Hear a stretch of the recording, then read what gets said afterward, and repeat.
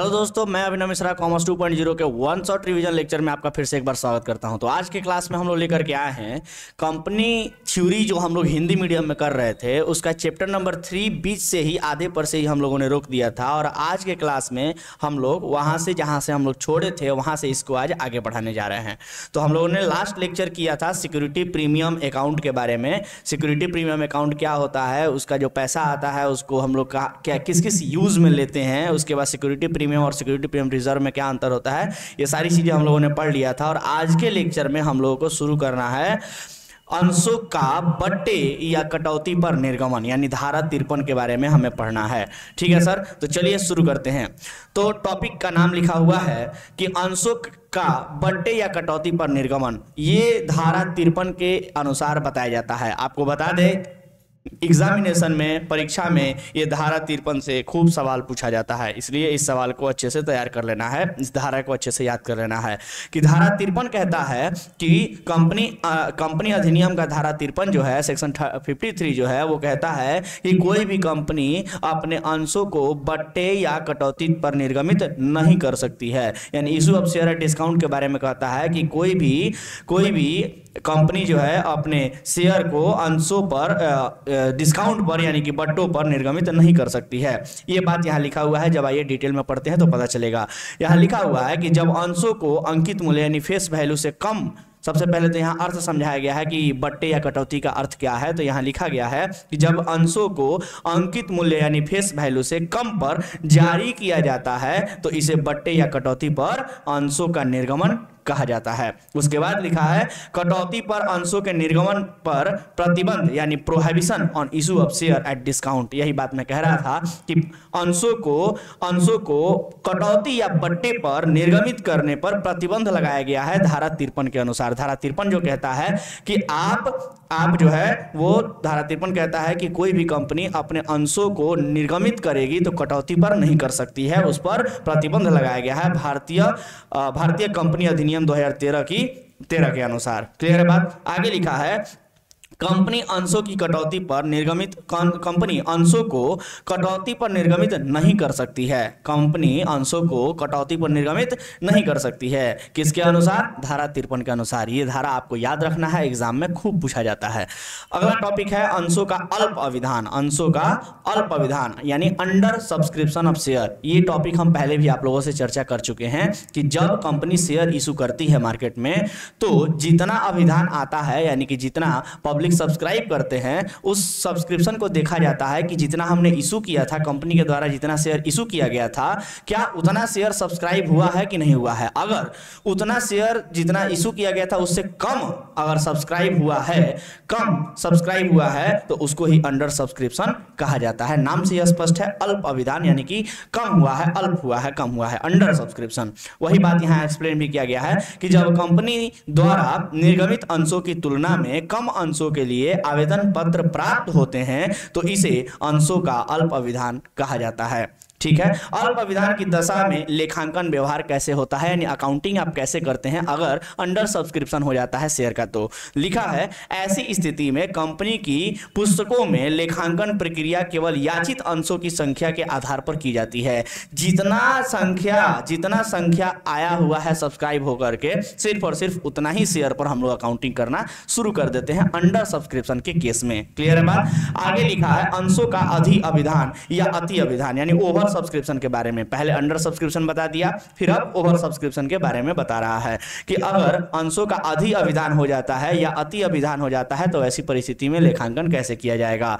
लिखा है कभी कभी ऐसा होता है कि कंपनी जितने अंश निर्गमित करती है अथवा जितने अंशों को बेचने के लिए जनता को आमंत्रित करती है उससे अधिक के लिए आवेदन पत्र प्राप्त हो जाते हैं। जितना कंपनी ने अंशों को निर्गमित किया है उससे अधिक के लिए आवेदन पत्र प्राप्त हो जाते हैं तो इसी को अंशों की अभिधान यानी ओवर सब्सक्रिप्शन ऑफ शेयर कहा जाता है। क्लियर है बात।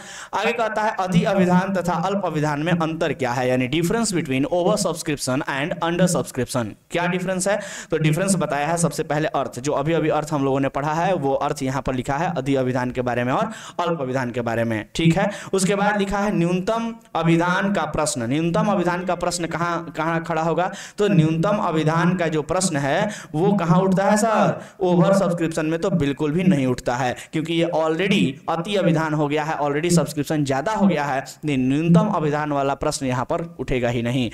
न्यूनतम अभिधान क्या होता है सर, आप लोगों को बताया गया था कि न्यूनतम अभिधान का अर्थ होता है कि जब अल्प अभिधान होता है, मतलब कंपनी जब शेयर को अंशों को निर्गमित की है और वैसी दशा में 90% से कम 90% का क्राइटेरिया बनाया गया है कि कम से कम 90% का तो आपको अभिधान आना ही चाहिए, यानी जनता द्वारा आमंत्रण आना ही चाहिए सर, कम से कम। उससे कम अगर होगा तो फिर शेयर को वापस करना पड़ जाएगा, जहां से जिसने भी सब्सक्राइब किया है सारा का सारा पैसा उनको वापस करना पड़ेगा। तो 90% का एक मिनिमम सब्सक्रिप्शन का एक पॉइंट बनाया गया है कि 90% तो कम से कम सब्सक्राइब होना ही चाहिए। उसी को हम लोग क्या कहते हैं, न्यूनतम अभिधान कहते हैं।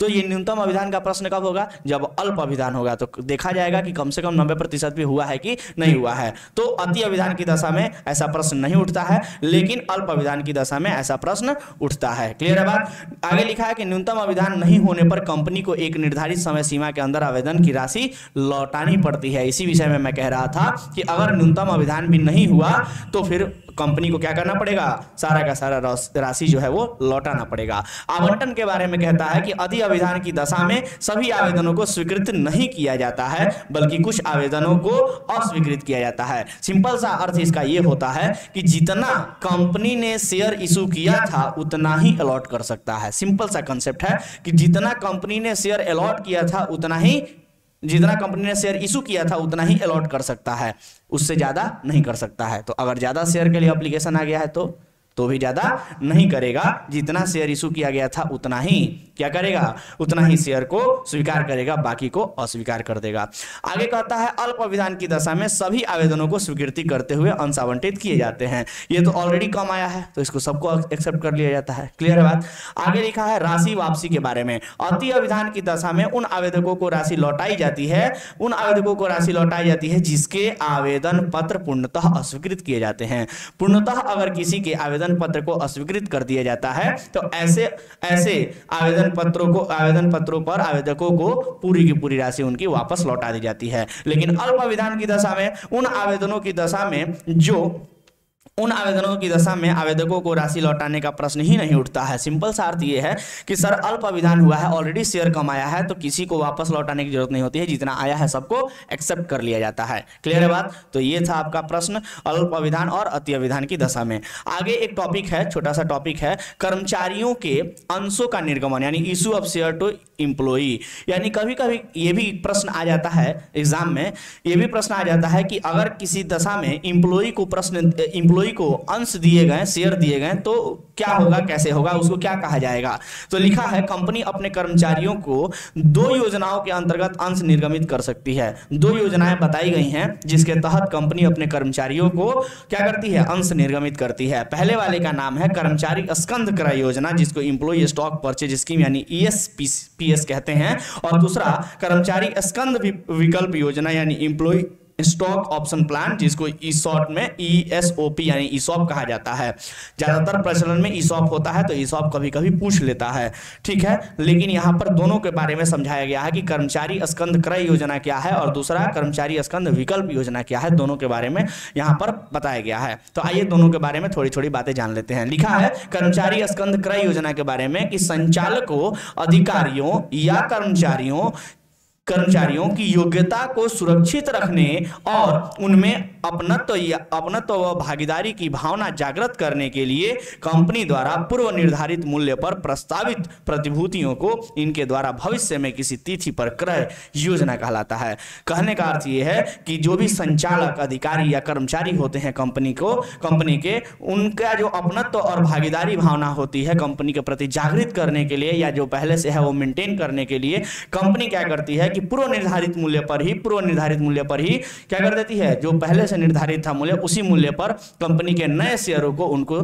खरीदने का मौका देती है भविष्य में भी, ताकि आप भविष्य में भी इसी प्राइस पर आप शेयर खरीद सकते हैं। ऐसा एम्प्लॉय को, डायरेक्टर्स को और तरह तरह के संचालकों, अधिकारियों या कर्मचारियों को ऐसा मौका दिया जाता है। तो इसे ही एम्प्लॉय स्टॉक परचेज स्कीम कहते हैं।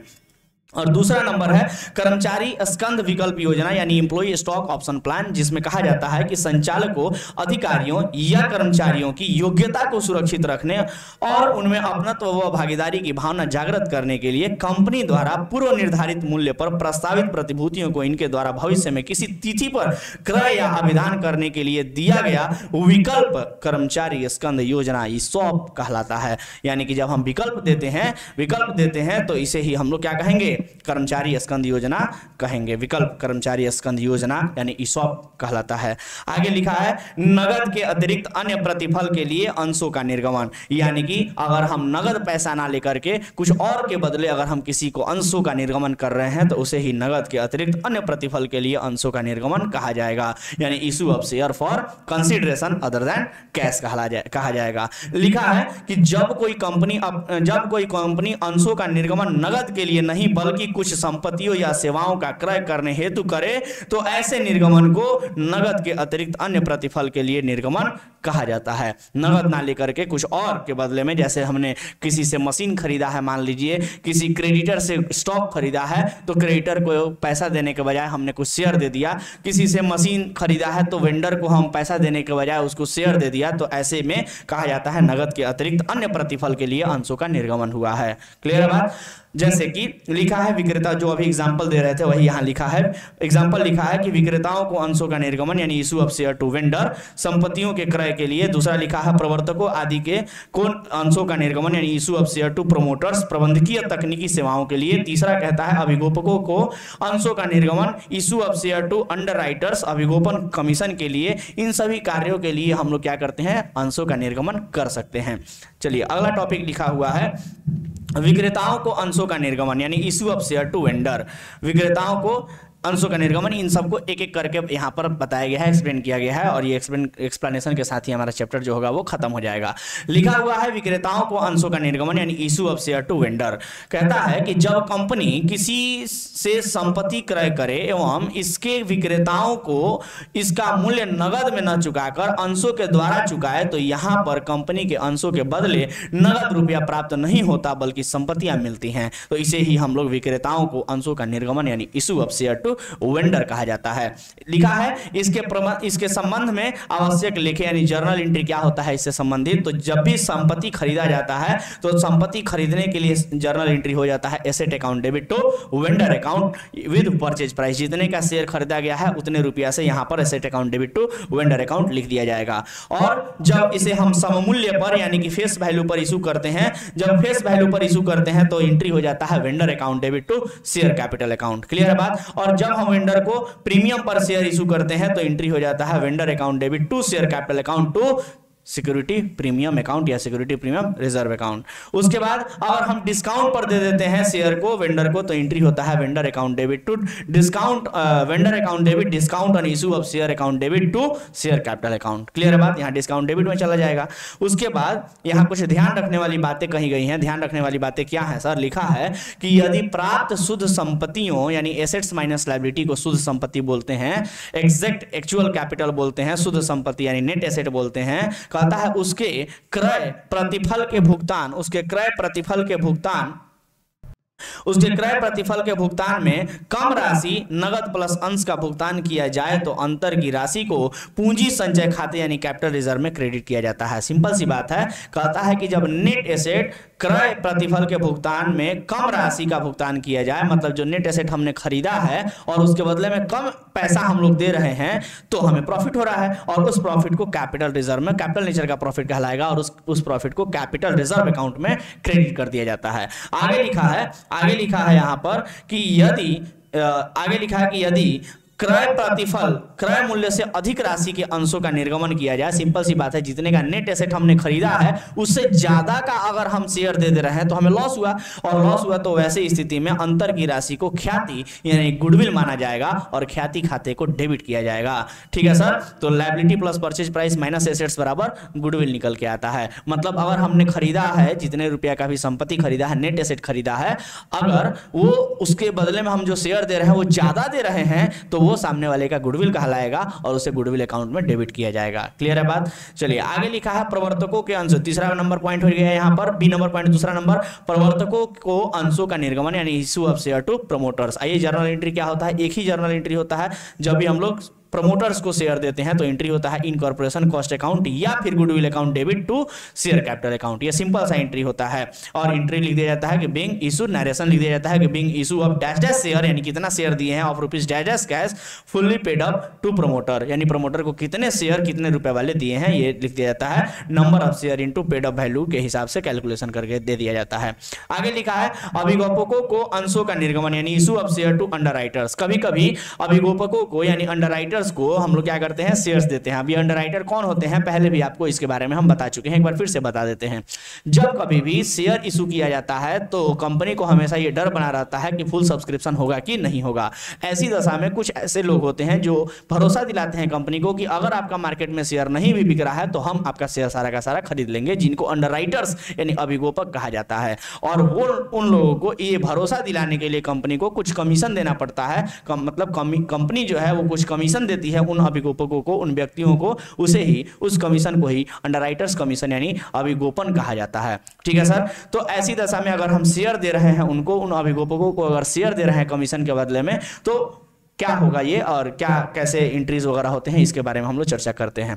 लिखा हुआ है कि अभिगोपन करने वाली संस्थाओं और व्यक्तियों को अभिगोपक कहा जाता है। अभी जो समझा है उसी के बारे में लिखा है। अभिगोपन से आशय ऐसे अनुबंध से है जिसके द्वारा एक व्यक्ति या संस्था या वित्तीय संस्था जिसे अभिगोपक कहा जाता है इस बात के लिए सहमत होते हैं कि यदि जनता को प्रस्तावित अंश या ऋणपत्र जनता द्वारा नहीं क्रय किए जाते हैं तो न क्रय किए गए अंशों या ऋणपत्रों को वे खरीद लेंगे। अभी जो एक्सप्लेन मैं कर रहा था अभिगोपक क्या होते हैं, अभिगोपन क्या होता है, ये सारी प्रोसेस यहाँ पर एक्सप्लेन किया गया है।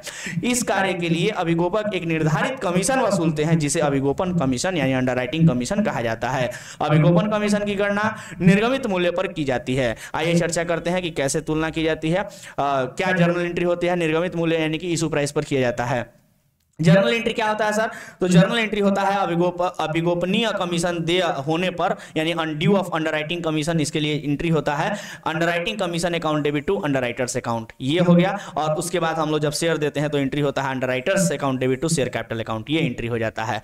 ठीक है सर, तो एक एंट्री ये हो गया अंडरराइटिंग कमीशन के लिए underwriting commission account debit to underwriters account, और जब अंडरराइटर्स को हम लोग शेयर देंगे तो एंट्री हो जाएगा underwriters account debit to share capital account. और ये इसके साथ ही आपका जो ये टॉपिक है अंडरराइटर्स वाला वो खत्म हो जाता है। और फिर एक लास्ट टॉपिक आपका बच जाता है इस चैप्टर में, अधिकार अंशों का निर्गमन। देखिए हमने प्रयास किया है कि एक भी टॉपिक ना छूटे, जितने छोटे छोटे टॉपिक हो सकते हैं जो शायद बहुत कम लोगों ने पढ़ा होगा, इन सभी टॉपिक को भी हम कवर करने का प्रयास कर रहे हैं ताकि आप बेहतर से बेहतर एग्जाम में तैयारी करें, एक भी टॉपिक आपका ना छूटे और आप कहीं से भी सवाल आपके पास आता है तो सवाल आप बना करके आएंगे। तो आइए धारा 62 में यानी सेक्शन 62 में बताया गया अधिकार अंशों का निर्गमन यानी कि issue of right share, issue of right share के बारे में बताया गया है। तो आइए राइट शेयर के बारे में जानते हैं कि सर ये राइट शेयर क्या होते हैं, यानी अधिकार अंश क्या होते हैं और इनका निर्गमन किसे और कब किया जाता है। लिखा है भारतीय कंपनी अधिनियम 2013 की धारा 62, सब धारा याद करने की जरूरत नहीं है। धारा 62 के अनुसार यदि एक सार्वजनिक कंपनी अपनी अविदत पूंजी यानी सब्सक्राइब कैपिटल में वृद्धि करना तो वह अपने अंश अपने विद्यमानता समता अंशधारियों को जहां तक संभव हो उनके धारिता अंशों के अनुपात में क्रय करने के लिए आमंत्रित कर सकती है। साधारण शब्द का प्रयोग करते हैं, थोड़ा किताबी भाषा का प्रयोग में कम समझ में आ रहा होगा, साधारण भाषा का प्रयोग करते हैं। कहने का अर्थ यह है कि जब कभी भी किसी भी कंपनी को ऐसा लगता है कि मुझे अपना शेयर कैपिटल बढ़ाना है, सब्सक्राइब कैपिटल बढ़ाना है, तो ऐसी कंपनियां जब मार्केट में शेयर इशू करती हैं तो पहले उन लोगों को जो लोग पहले से सब्सक्राइबर हैं, जो लोग पहले से शेयर होल्डर हैं, उन लोगों को पहले अधिकार देती है। और चूंकि पहले से जो लोग शेयर होल्डर हैं उनको पहले अधिकार मिलता है, तो इसे ही अधिकार अंश कहा जाता है। ऐसे ही शेयर को अधिकार अंश यानी राइट शेयर, उनको पहले राइट दिया जाता है, पहले अधिकार दिया जाता है, इसीलिए इस शेयर को राइट शेयर या अधिकार अंश हिंदी में बोले तो कहते हैं। क्लियर है बात? लिखा है राइट ऑफ प्रीएम्पशन, कहता है कि समतांशधारियों का यह अधिकार, जो समतांशधारी होते हैं, इक्विटी शेयर होल्डर पहले से होते हैं, उनका ये जो अधिकार है, इस अधिकार को राइट ऑफ प्रीएम्पशन कहा जाता है। क्या कहा जाता है? राइट ऑफ प्रीएम्पशन कहा जाता है। ये वर्ड काफी इंपॉर्टेंट वर्ड है, इसको आप ध्यान में रख सकते हैं। इस प्रकार अंशों का निर्गमन अधिकार अंशों का निर्गमन कहलाता है। इस प्रकार से जो अंशों का निर्गमन होता है, राइट शेयर का जो इशू होता है, वो क्या कहलाता है? अधिकार अंशों का निर्गमन यानी इशू ऑफ राइट शेयर कहलाता है। इशू ऑफ राइट शेयर कहलाता है। आप ऐसे लिख सकते हैं, इशू ऑफ, सॉरी इसको थोड़ा सा हम इसमें ऐसे कर देते हैं, इशू ऑफ राइट शेयर। ध्यान दीजिएगा, इशू ऑफ राइट शेयर। ठीक है sir, issue of right share कहते हैं। तो इसके साथ ही आपका ये जो चैप्टर है ये पूरी तरीके से समाप्त हो जाता है, यानी चैप्टर नंबर 3 जो आधे पर से हम लोग छोड़े थे, आज उसको पूरा कर दिए, और इस प्रकार से ये चैप्टर पूरा होता है। और जल्द ही आप लोगों से मिलेंगे हम लेक्चर नंबर 4 यानी कि चैप्टर नंबर 4 में। और अभी तक वीडियो देखने के लिए आप लोगों को बहुत बहुत धन्यवाद। और इस वीडियो को प्रयास करें कि ज़्यादा से ज़्यादा लोगों तक कैसे पहुंचाना है, ताकि ज़्यादा से ज़्यादा बच्चों को इसका फायदा मिल सके। कॉमर्स 2.0 यूट्यूब चैनल पर 12th क्लास का पूरी तरीके से फुल एग्जाम प्रिपरेशन कराया जा रहा है। इस बात को ज़्यादा से ज़्यादा लोगों को बताएं और प्रयास करें कि बेहतर से बेहतर रिजल्ट हो। और हम मिलते हैं। और यहाँ पर एक और भी बात बता दें कि अकाउंटेंसी, बिजनेस स्टडी, इकोनॉमिक्स सभी सब्जेक्ट पढ़ाए जाते हैं, अलग अलग फैकल्टी के द्वारा पढ़ाए जाते हैं।